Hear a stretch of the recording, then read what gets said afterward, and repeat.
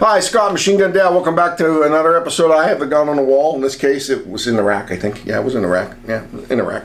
This is my 1903 Springfield. It's not an 03A1 or A3. It's an nothing 03. Let's move in close, take a look at it. We moved in close on the Springfield. This is a 1903. It's obviously not an A1 or an A3. As you can see, it says Remington, model 1903 US, and of course here's the serial number. If you give a pause, we're going to pause it, and I'm going to try to get a picture of the date on the barrel. We moved in close on the barrel. You can see it says 12 of 42 with the ordnance acceptance mark. So this was rebarreled for World War II. But it's still an 03. They didn't reconfigure it. They just left it as it was and threw a new barrel on it. Let's move back out. As you could just see, hopefully you could see, it's rebarreled for World War II, but they didn't update anything else. They left everything else in World War I configuration. So Nick, being a history nerd, had to let him shoot it. Let's go watch him shoot it.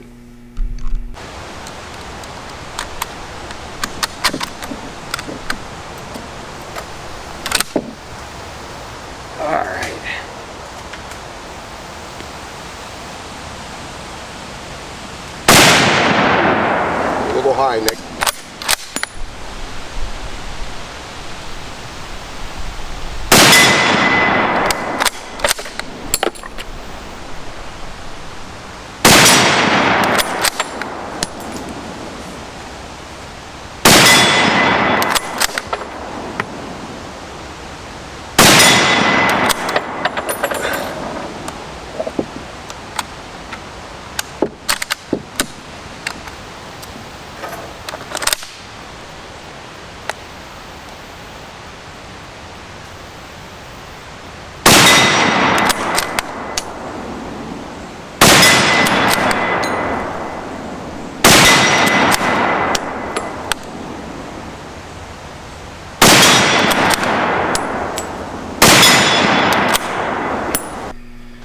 Alright, you just saw him shoot it, and I've been talking about it.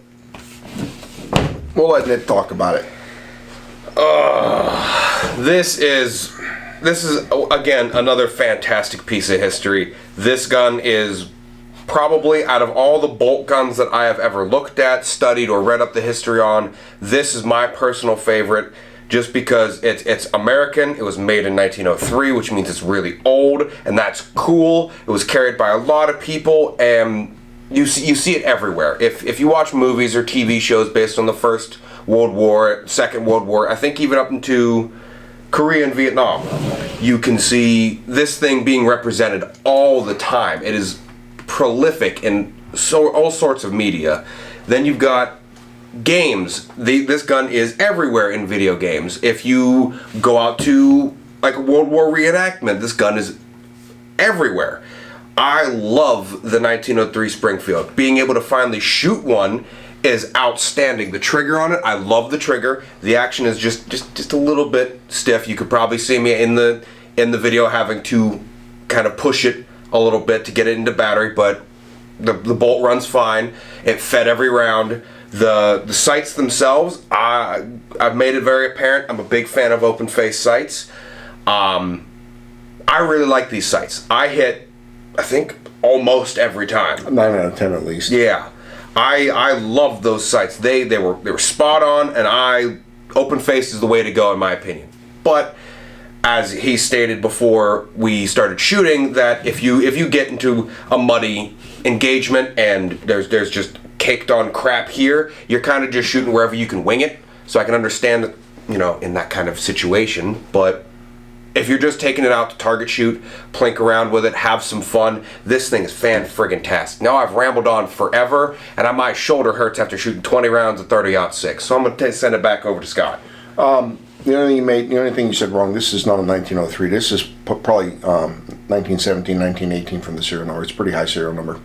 It's what, 3 million? So it might even be post-war. 3 million. The fact that it's been rebarreled, it probably was during the war, and they shot it out, and they rebarreled it at the beginning of World War II. I think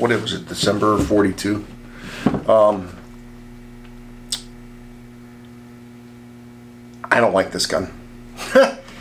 It's a fantastic gun because it's a piece of history. I cannot see this. I can see the fine sight here, but this is so skinny that any kind of glare, like we had some direct sunlight today, because I have different focal lengths on my eyes, because I had eye surgery. I can't see the front sight. It's too small.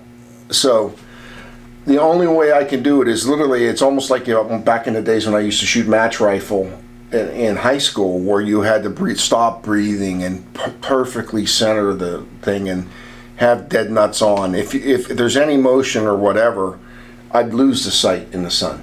So for me, the rifle shoots great, but because of my eyes, it's not that great of a rifle.